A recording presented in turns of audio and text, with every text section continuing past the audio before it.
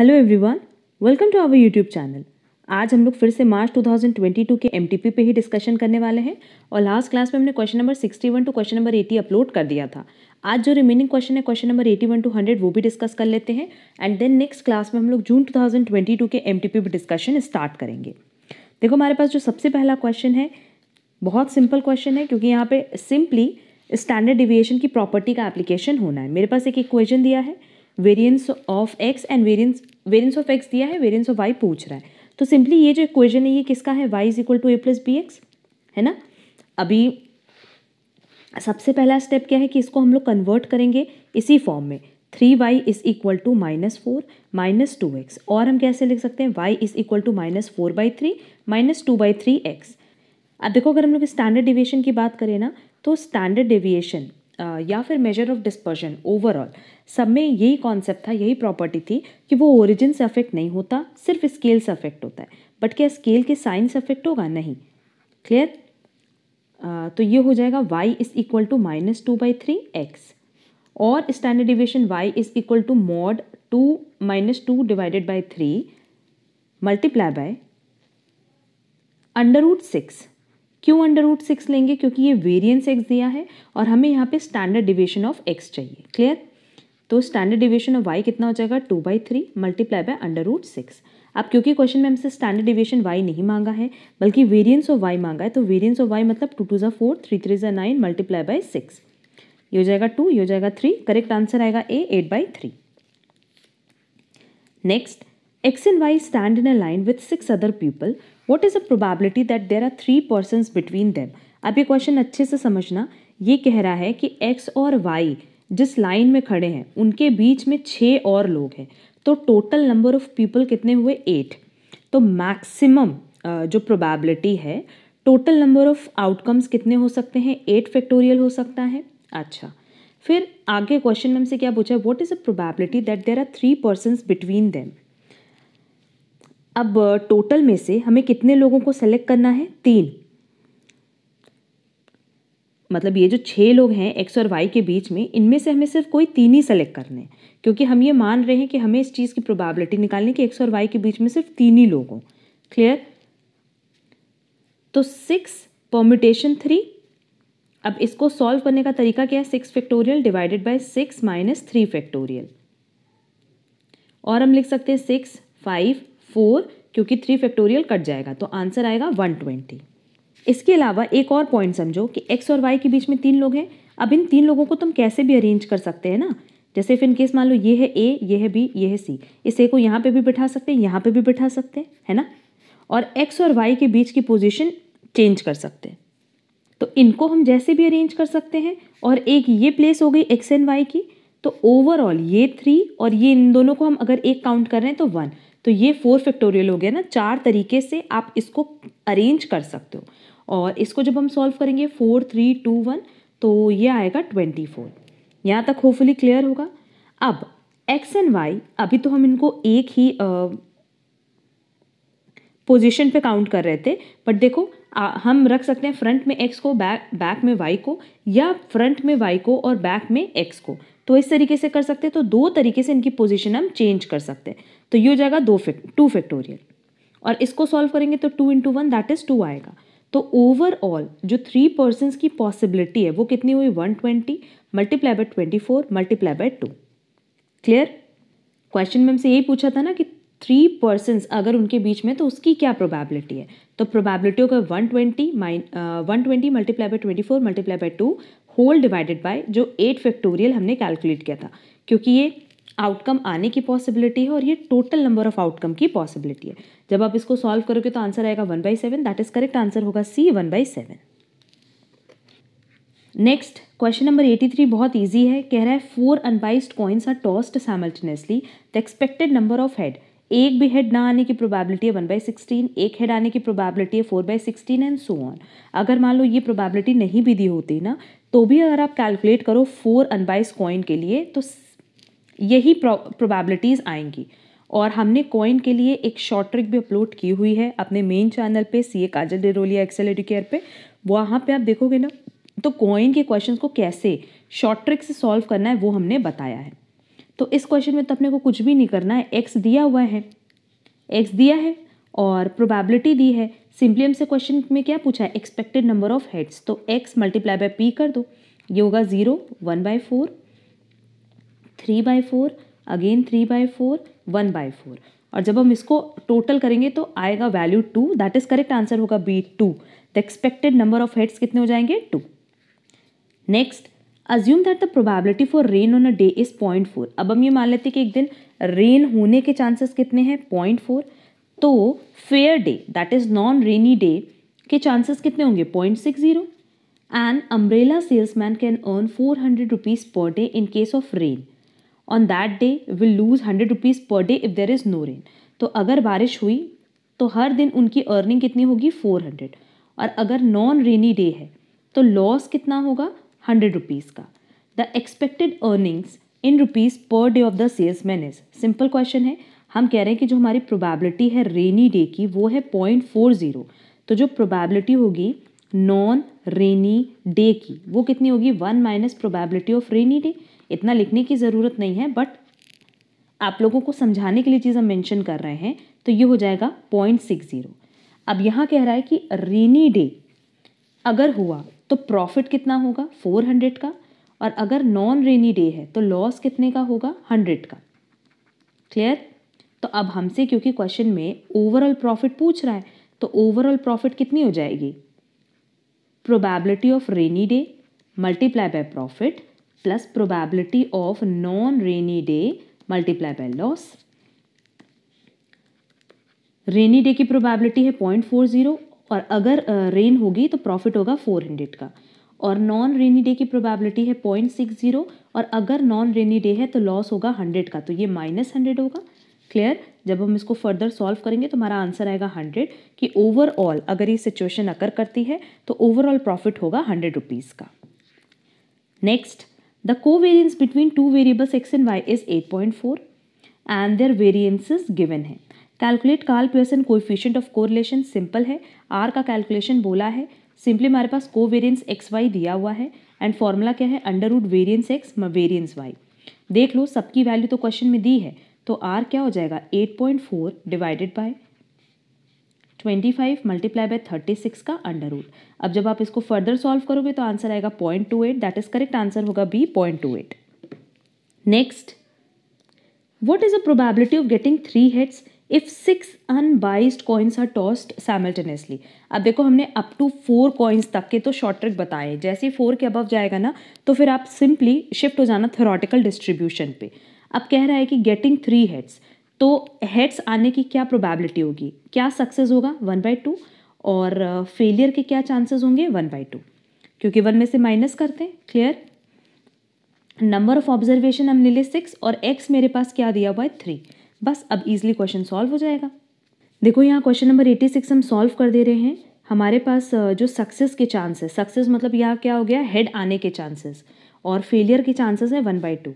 तो p x is equal to r, basically हम लोग यहाँ पे बायनॉमियल डिस्ट्रीब्यूशन का फॉर्मूला अप्लाई कर रहे हैं, n C r p to the power r q to the power n minus r. अब देख लो मेरे पास सबकी वैल्यू तो दी हुई है, आर या फिर हम कह सकते हैं कि एक्स क्या दिया है 3, 6 C 3 1/2 to the power 3 1/2 to the power 6 minus 3 कितना हो जाएगा 3।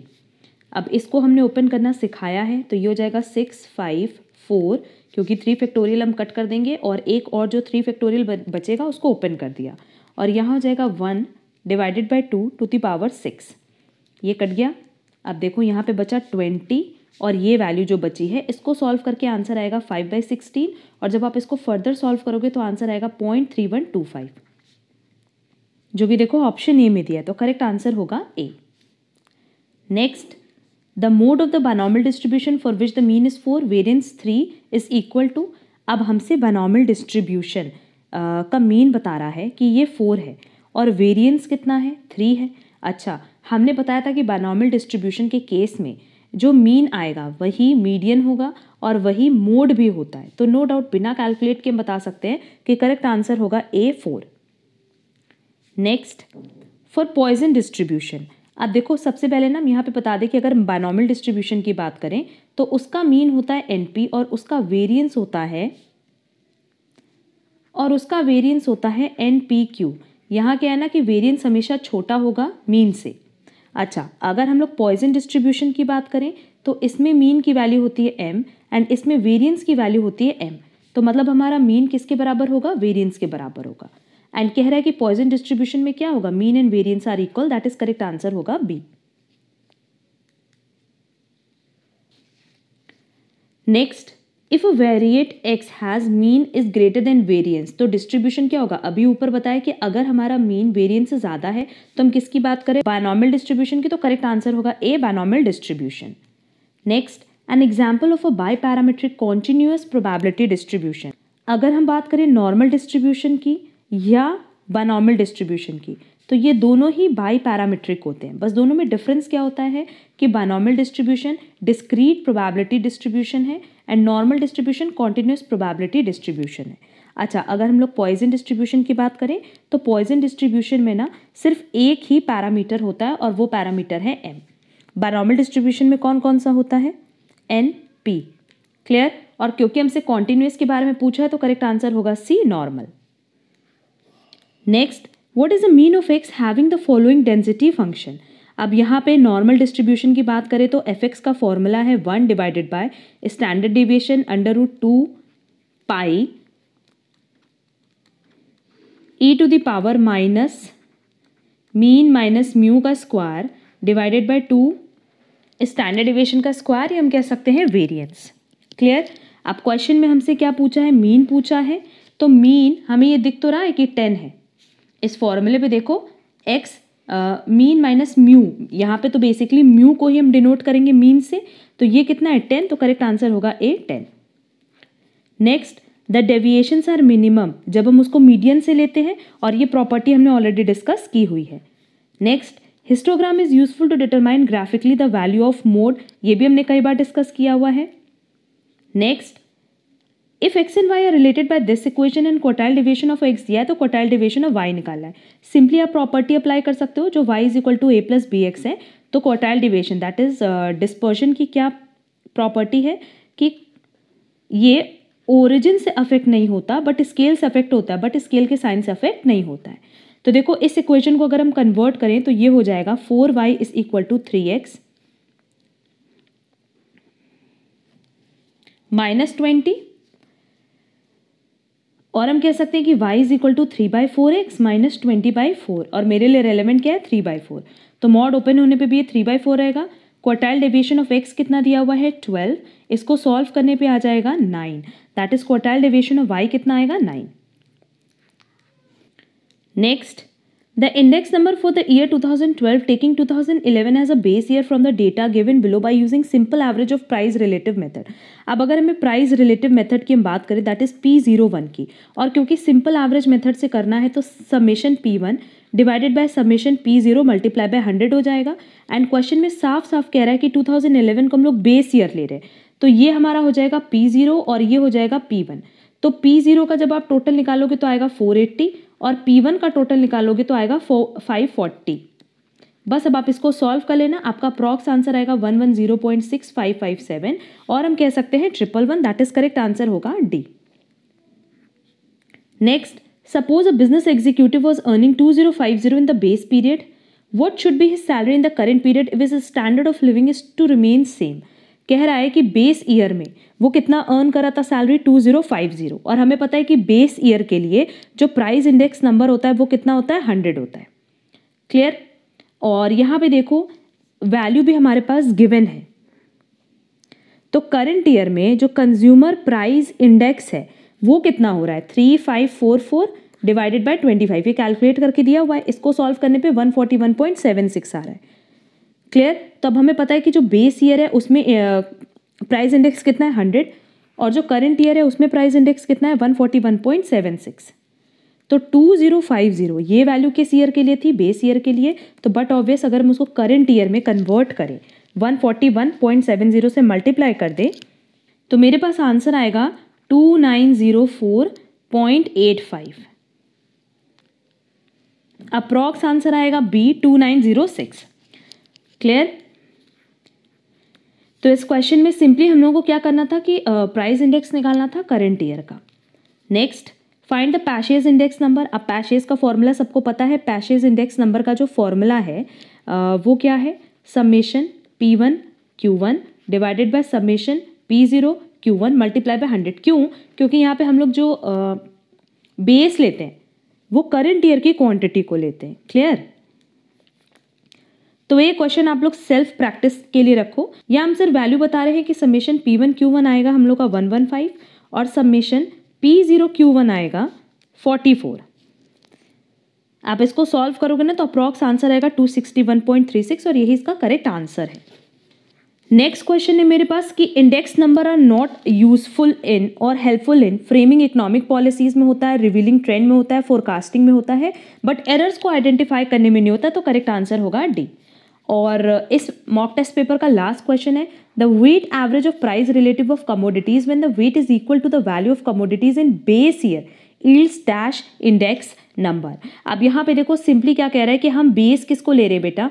क्वांटिटी को, वेट को, वो भी कौन से वाले को? बेस ईयर के वेट को, मतलब Q0 को। और ऐसा हम कहाँ करते हैं? लास्प्रेज मेथड में। तो करेक्ट आंसर होगा बी, लास्प्रेज मेथड। अब देखो रिग्रेशन का तो हमने set A, set B, set C upload कर दिया है, साथ ही साथ हम एडिशनल क्वेश्चन बैंक भी अपलोड कर देंगे कल तक। एंड आफ्टर दैट हम लोग इंडेक्स नंबर पे ही डिस्कशन करने वाले हैं। उसका कंप्लीट नोट्स के साथ हम डिस्कशन करेंगे और इंस्टीट्यूट के मैथ के सारे क्वेश्चंस हम डिटेल में डिस्कस करेंगे क्योंकि ये chapter exam point of view से बहुत रेलेवेंट है। अब अगर आज के किसी भी क्वेश्चन में आपको कोई भी प्रॉब्लम है तो कमेंट बॉक्स में कमेंट करके पूछ सकते हो। एंड अगर आप हमारे चैनल पे नए हो तो चैनल सब्सक्राइब जरूर कर देना सो दैट आपको स्टैटिस्टिक्स के सारे प्रॉब्लम, सारे डाउट्स हम क्लियर कर पाए। अब हम लोग मिलेंगे हमारी नेक्स्ट क्लास में। आज के लिए बस इतना। Thank you so much.